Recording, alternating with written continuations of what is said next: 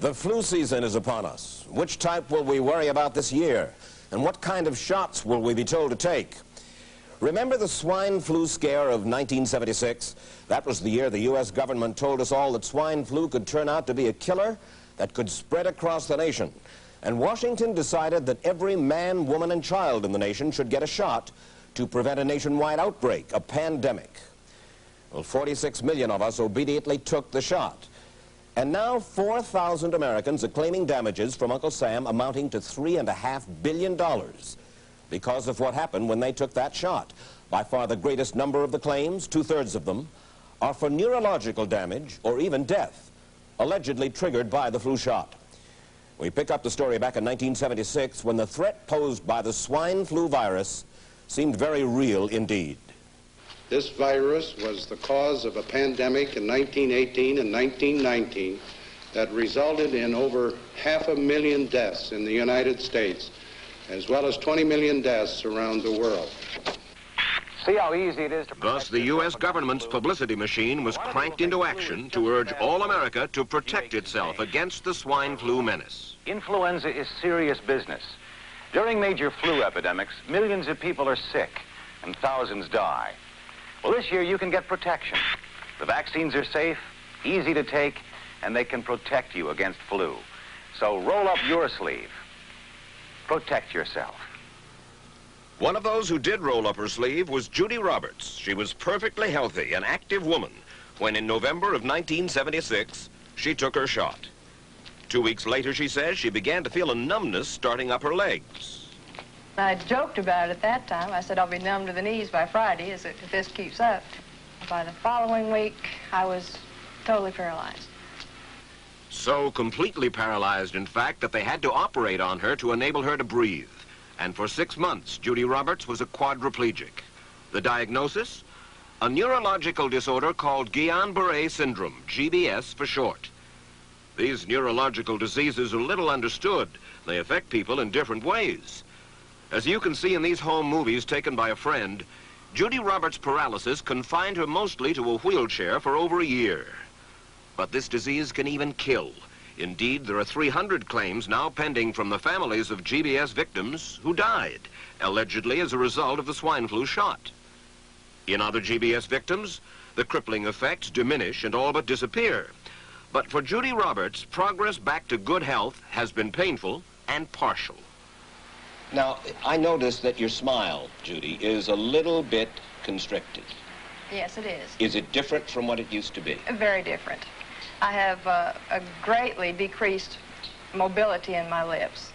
And I can't drink through a straw on the right-hand side. I can't blow out birthday candles. I don't whistle anymore, for which my husband is grateful.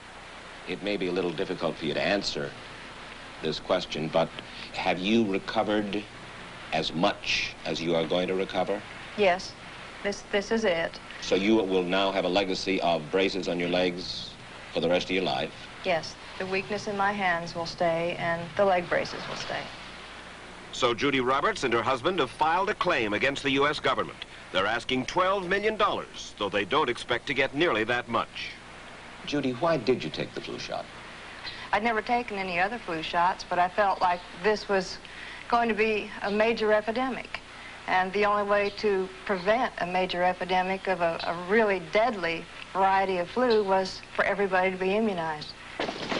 Where did this so-called deadly variety of flu, where did it first hit back in 1976? It began right here at Fort Dix in New Jersey in January of that year when a number of recruits began to complain of respiratory ailments, something like the common cold. An Army doctor here sent samples of their throat cultures to the New Jersey Public Health Lab to find out just what kind of bug was going around here. One of those samples was from a Private David Lewis who had left his sickbed to go on a forced march. Private Lewis had collapsed on that march, and his sergeant had revived him by mouth-to-mouth resuscitation. But the sergeant showed no signs of illness. A few days later, Private Lewis died. If this disease is so potentially fatal that it's going to kill a young, healthy man, a middle-aged school teacher doesn't have a prayer. The New Jersey lab identified most of those soldiers' throat cultures as the normal kind of flu virus going around that year, but they could not make out what kind of virus was in the culture from the dead soldier and from 4 others who were sick. So they sent those cultures to the Federal Center for Disease Control in Atlanta, Georgia for further study. A few days later, they got the verdict: swine flu. But that much publicized outbreak of swine flu at Fort Dix involved only Private Lewis, who died, and those 4 other soldiers who recovered completely without the swine flu shot. If I had known at that time that the boy had been in a sick bed, got up, went out on a forced march, and then collapsed and died, I would never have taken a shot. The rationale for our recommendation was not on the basis of the death of a single individual, but it was on the basis that when we do see a change in the characteristics of the influenza virus, it is a massive public health problem in this country. Dr. David Sencer, then head of the CDC, the Center for Disease Control in Atlanta, is now in private industry. He devised the swine flu program, and he pushed it. You began to give flu shots to the American people in October of '76. October 1st. By that time, how many cases of swine flu around the world had been reported? There had been several reported, but none confirmed. There had been cases in Australia that were reported by the press, by the news media. There were cases in... None confirmed. Did you ever uncover any other outbreaks of swine flu anywhere in the world? No. Now, nearly everyone was to receive the shot in a public health facility where a doctor might not be present. Therefore, it was up to the CDC to come up with some kind of official consent form, giving the public all the information it needed about the swine flu shot. This form stated that the swine flu vaccine had been tested. What it didn't say was that after those tests were completed, the scientists developed another vaccine, and that was the one given to most of the 46 million who took the shot. That vaccine was called X53A. Was X53A ever field tested? I can't say. I would have to... It wasn't. I don't know. Well, I would think that you're in charge of the program. I would have to check the records. I haven't looked at this in some time. The information form, the consent form, was also supposed to warn people about any risks of serious complications following the shot. But did it? No, I had never heard of any reactions other than a sore arm, fever, this sort of thing. Judy Roberts' husband, Gene, also took the shot. Yes, I looked at that document. I signed it. Nothing on there said I was going to have a heart attack or I get Guillain-Barré, which I never heard of. What if people from the government, from the Center for Disease Control, what if they had indeed known about it? What would be your feeling? They should have told us. Did anyone ever come to you and say, you know something, fellas? There's the possibility of neurological damage if you get into a mass immunization program? No. No one ever did? No. Do you know Michael Hatwick? Yes. Mm-hmm. Dr. Michael Hatwick directed the surveillance team for the swine flu program at the CDC. His job was to find out what possible complications could arise from taking the shot and to report his findings to those in charge. Did you know ahead of time, Dr. Hatwick, that there had been case reports of neurological disorders, neurological illness, apparently associated with the injection of influenza vaccine? Absolutely. You did? Yes. How'd you know that? By review of the literature. So you told your superiors, the men in charge of the swine flu immunization program, about the possibility of neurological disorders? Absolutely. What would you say if I told you that your superiors say that you never told them about the possibility of neurological complications? That's nonsense. I can't believe that they would say that they did not know that there were neurological illnesses associated with influenza vaccination. That simply is not true. We did know that. I've said that Dr. Hatwick had never told me of his feelings on this subject. Then he's lying. I guess you would have to make that assumption.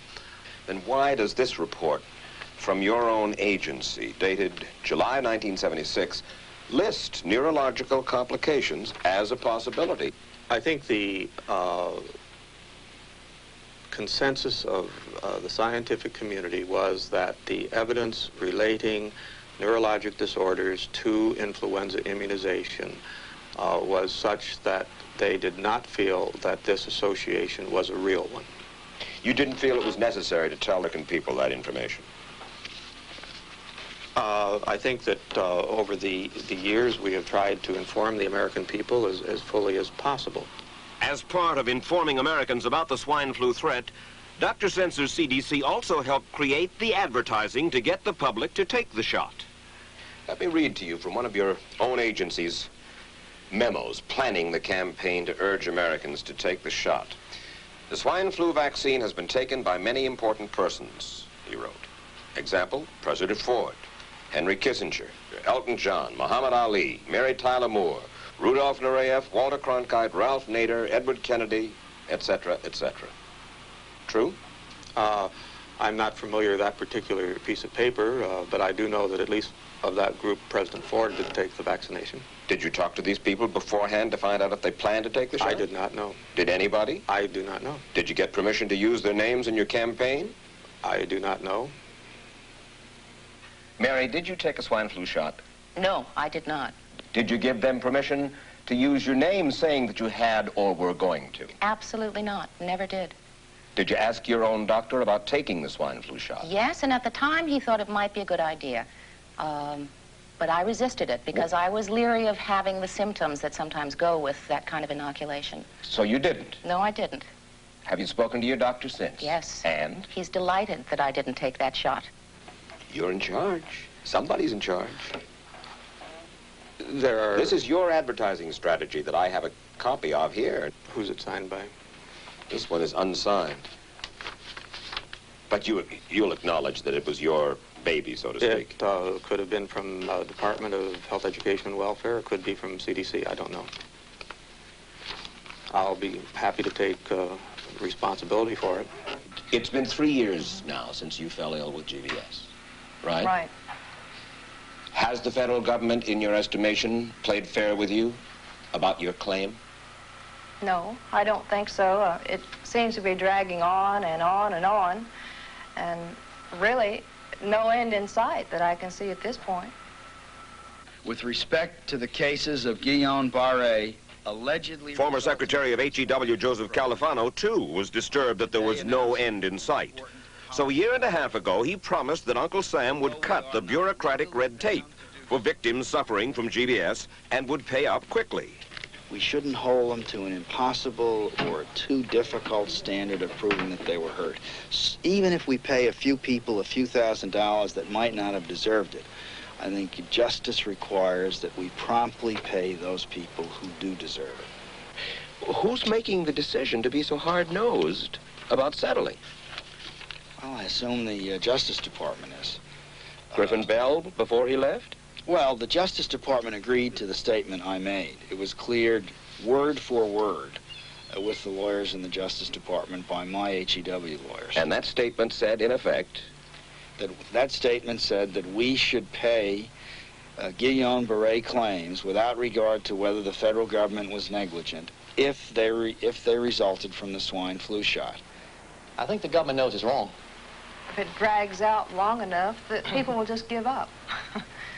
Let it go. I am a little more adamant in my thoughts than my wife is, because I told Judy to take the shot. She wasn't going to take it, and she never had shots. And I'm mad with my government because they knew the facts, but they didn't release those facts because if they had released them, the people wouldn't have taken it. And they can come out tomorrow and tell me there's going to be an epidemic, and they can drop off like flies next to me. I will not take another shot that my government tells me to take. Meantime, Judy Roberts and some 4,000 others like her are still waiting for their day in court.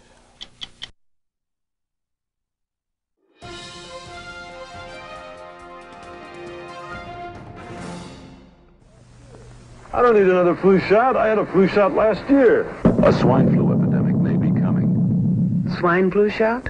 Well, I don't know. I've been thinking about it. It could make you very sick. Swine flu? Man, I'm too fast to let it catch me. You'll want to be protected.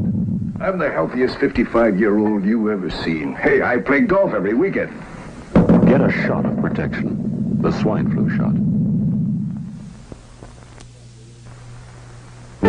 Joe brought it home from the office. He gave it to Betty and one of his kids. and to Betty's mother. But Betty's mother went back to California the next day. On her way to the airport, she gave it to a cab driver, a ticket agent, and one of the charming stewardesses. At school, Joe's kid gave it to some other kids, and Mrs. Merrill got it and gave it to her husband. In California, Betty's mother gave it to her best friend, Dottie. But Dottie had a heart condition and she died.